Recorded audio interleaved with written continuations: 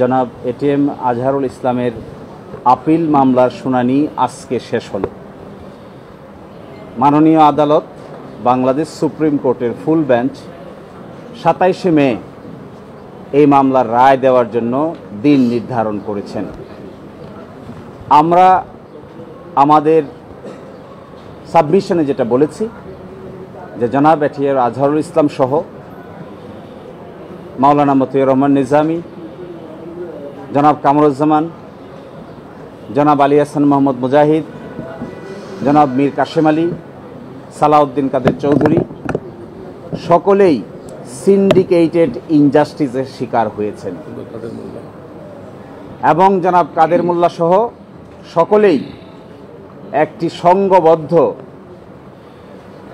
অন্যায় অবিচারের শিকার হয়েছেন।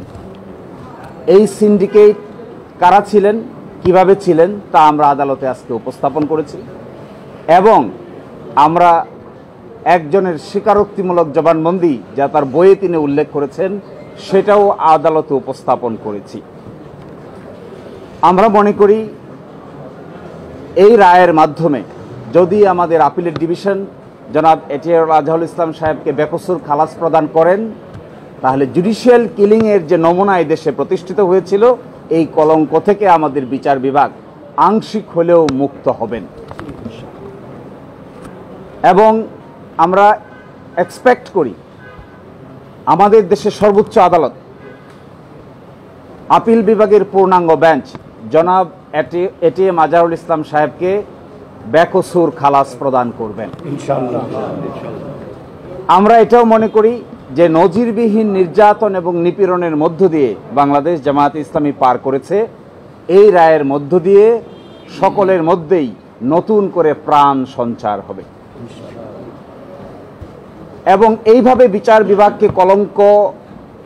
বিভাগীয় কলঙ্কের মাধ্যমে কোনো একটা রাজনৈতিক দলকে অন্যায় অত্যাচার এবং নিপীড়নের শিকার করা যায়। বাংলাদেশ জামায়াতে ইসলামী এই দেশে তার একটা ক্লাসিক এক্সাম্পল। কিন্তু যারা এই নির্যাতন নিপীড়ন করেছেন, হত্যা করেছেন, ফাঁসি দিয়েছেন, এনফোর্স ডিসঅ্যাপিয়ার করেছেন, আয়নাগর বানিয়েছেন, শেষ পর্যন্ত তাদের শেষ রক্ষা হয় নাই। এখান থেকে সকলের এই শিক্ষা নেওয়ার বিষয় আছে।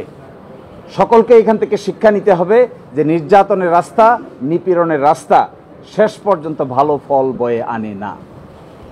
এবং আমরা এটাও আদালতকে বলেছি যে জনাব এটিএম আজহারুল ইসলাম সাহেবকে, তার বয়স ছিল তখন 18 বছর।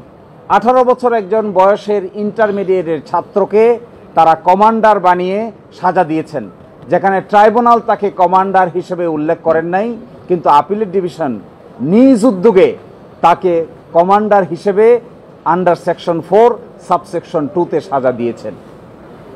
এবং আরও ইন্টারেস্টিং বিষয়, আইনে যে ক্রস এক্সামিনেশন করার সুযোগ ছিল সেই সুযোগটি আমাদের আপিল বিভাগ চিরতর বন্ধ করে দিয়েছিলেন।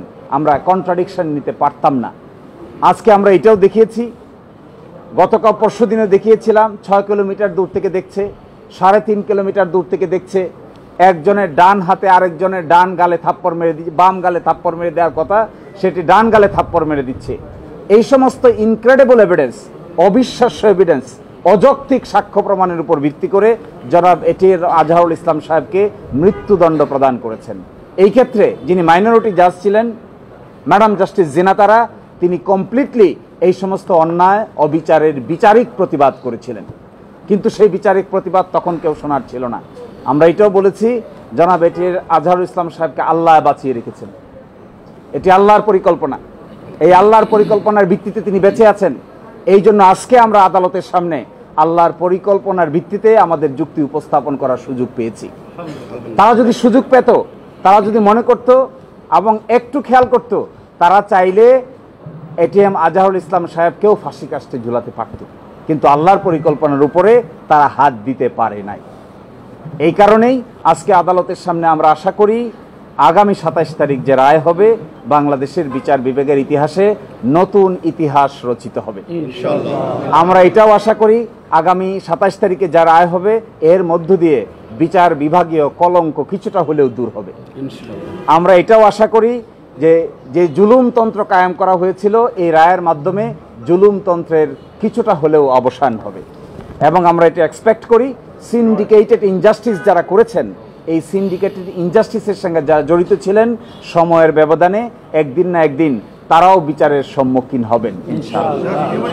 আপনি একটা প্রসঙ্গ তুলেছেন, এসকে সিনহার বইয়ে কোট করেছেন, বলেছেন যে রায়গুলো উনি শেখ হাসিনার সাথে কথা বলতেন এবং সেগুলো রায়ে প্রতিফলিত হতো। কি বলতে চেষ্টা করেছিলেন আপনি?